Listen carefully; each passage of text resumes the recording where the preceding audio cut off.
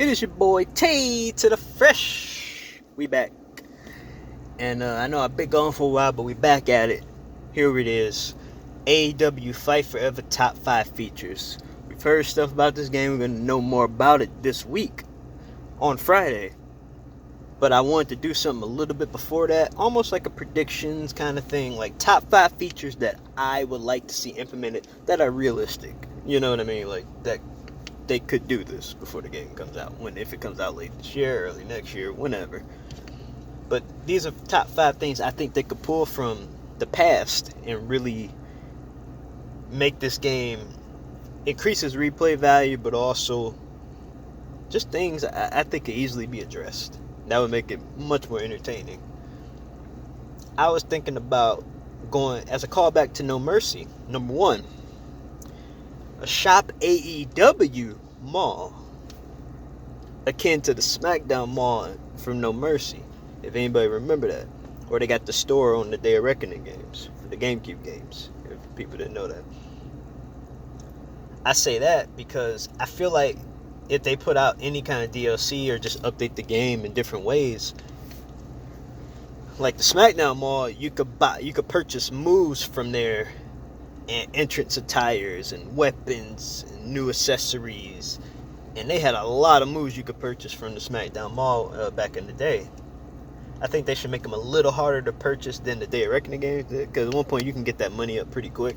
On No Mercy, you had to grind for that for a little bit. It was some moves that cost some money. So those moves I hadn't seen before, that was cool because it kept the game fresh. It kept the game, no pun, but it kept the game new and fresh and exciting. I think they could really utilize that. And I also think from there, when they do update the game, you could just go there and see like, oh man, they added some new moves from this promotion or this promotion or this person's moves.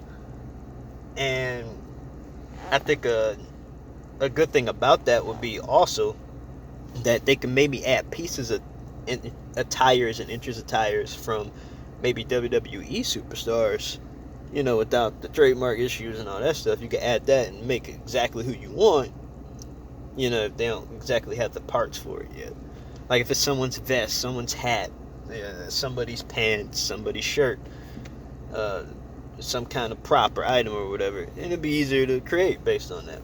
I think that'd be a nice, nifty little, you know, crafty way to create things that, you know, to get around certain things, whether it's, you know, somebody from the old school or somebody in WWE.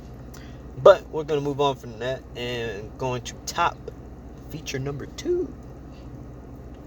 How to play with the rules. I consider this also a No Mercy and Day of Reckoning callback, where you get the rules selection screen, right?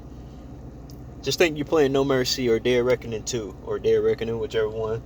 They give you the rules screen. They give you pinfalls on or off, submissions on or off, count out, 10 count, 20 count, 30 count even, or if that's off. Knockouts on or off. What I would do back in the day, playing those games, I just do a knockout match. You know, you only can win by knockout, no other way. And that was fun, especially with Day of Reckoning 2, with the system they had. It was kind of last man standing like, but you know, they had this meter that you keep hitting to hit so you wouldn't be knocked out. I think that'd be a cool thing to implement back into a game like that, because SmackDown the SmackDown versus Raw games and SmackDown games back then, they did have knockout, but it was like immediate. You get hit, boom, knocked out, it's over. You have no chance to get up. It's wraps. But the way I like the way Day of Reckoning 2 on the GameCube did it a little bit better, because they had a meter to kind of, you could fight back and you wouldn't necessarily be knocked out just because you got hit by a move. They gave you a little chance to get up or something. I don't know. I just thought that was cool. It was almost like a boxing element into a wrestling game, and you can have a little fun match right there, which increases the replay value of the video game. That was an important one I thought of. Obviously, you know, the disqualifications on or off, and I just wish that, I hope they give us the board of settings that we can do certain matches. Like if I want to do a submission match, just turn submissions on and everything else off.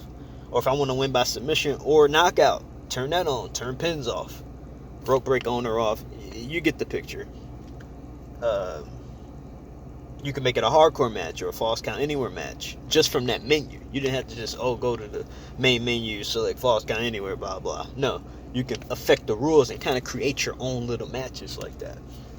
You can have a tag team match that you can win by knockout, tornado tag team match, or a triple threat match, or a fatal forward match that can only end in somebody getting knocked out by whoever.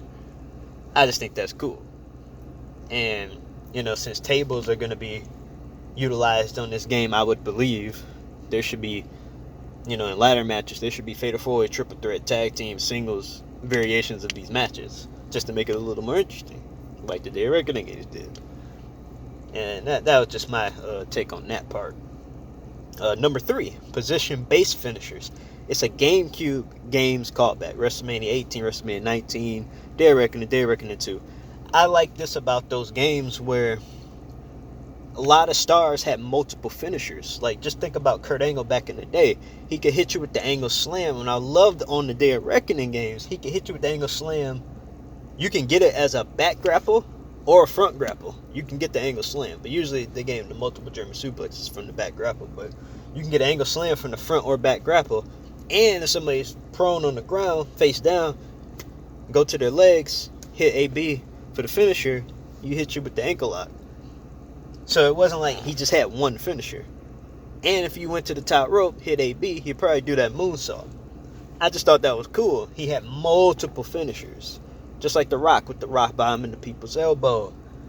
Thinking of Chris Jericho, he had the lion salt, the walls of Jericho.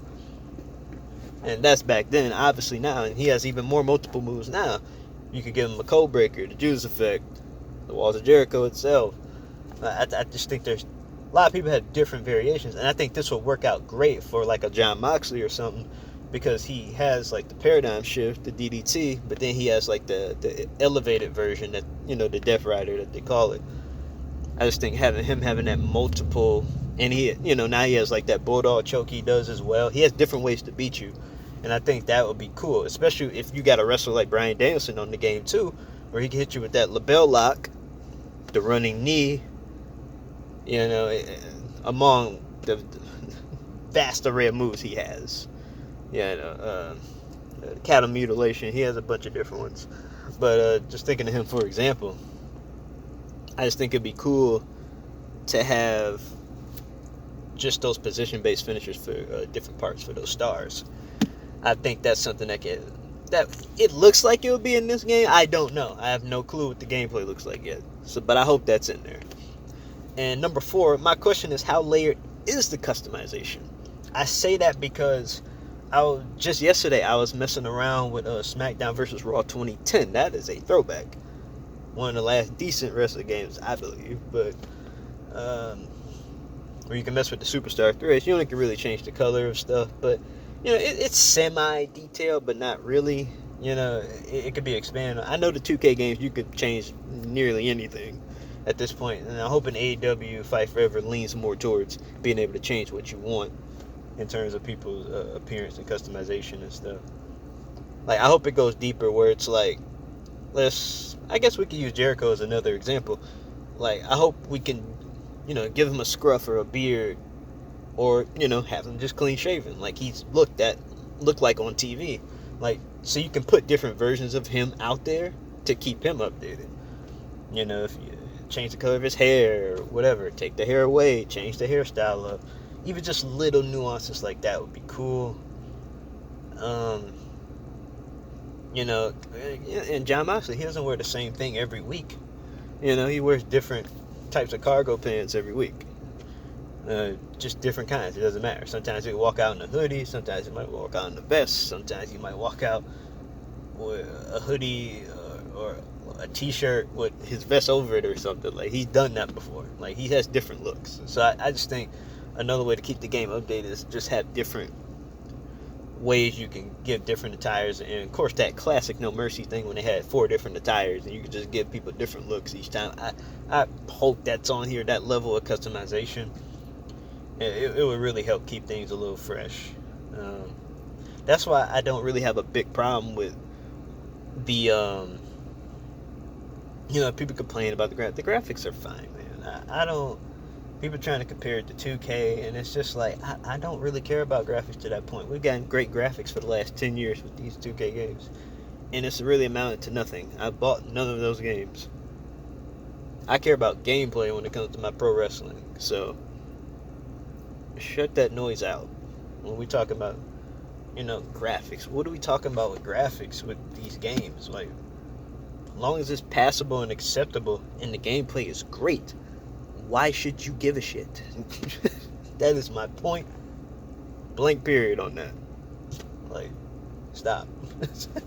It's about the gameplay. When it's coming to pro wrestling, it's about the gameplay. It's not about the graphics. And the graphics look fine for what I've seen. So, but number 5, before I get off to that rant, last but not least, weapon physics being slammed on them. And that's a callback to No Mercy, I would say, because it was like, if you gave somebody like a rock bottom or a pedigree and a steel chair was there, you could hear that crush sound effect of the chair getting hit as your opponent getting hit with that move.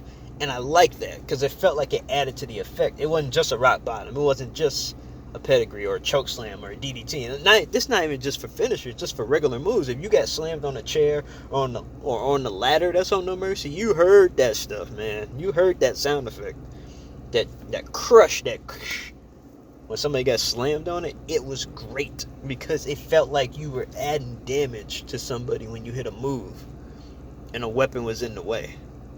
Whether it was, a trash can, a stop sign, a steel chair, sledgehammer, whatever it was, you heard a little bit of a crush sound effect that went with it, like they got slammed on it. And I think that added so much more realism to No Mercy. I don't think they reckon they had those physics with the weapons, if I'm not mistaken. I don't recall that. But, they had a nice little choice of weapons on those games as well. But No Mercy had that down to perfection. And I'm not saying that, like I said, the 2K games, I ain't saying they did or didn't do that, but I just think No Mercy did it best because you could just hear those sound effects when you hit those moves. And that's basically my list of my top 5. Shop AEW Mall, playing with the rules, position-based finishers, customization, how layered is it. Number 5, weapon physics. And those are the 5 suggested features that I would like to see in this upcoming pro wrestling video game, AEW Fight Forever. I'll be coming back with more content, but that was my thoughts. If you got any more suggestions from callbacks from games that you played wrestling-wise down below, you can go right on ahead and add it to my list, because I didn't think of everything. You may have better ideas. And it'd be cool to see what we as a community on this channel, and just everybody, just see if you're a pro wrestling fan. Like, share, subscribe, do whatever you got. Comment, say what you got to say. Let's have a conversation. Let's have a good time with this. I think this game is going to be fun, and it's going to be replayable based on not even everything I even listed. From what I've seen so far, I feel like they're really working on the aspect of, we want people to play this video game, not just, put it out and it be mediocre or nothing. I think they're putting some effort into this one. And the fact that it's not going to come out every year, and you can keep adding to it, like adding a cage match, adding a trios match here, eventually. I think we can get to that. I don't think it's a deal breaker.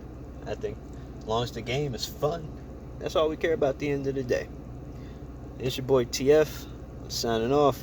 See me soon. More content is coming. I'm back at it. And this is what we do. Love and positivity. Forget the fakes. Trust your gut. Peace.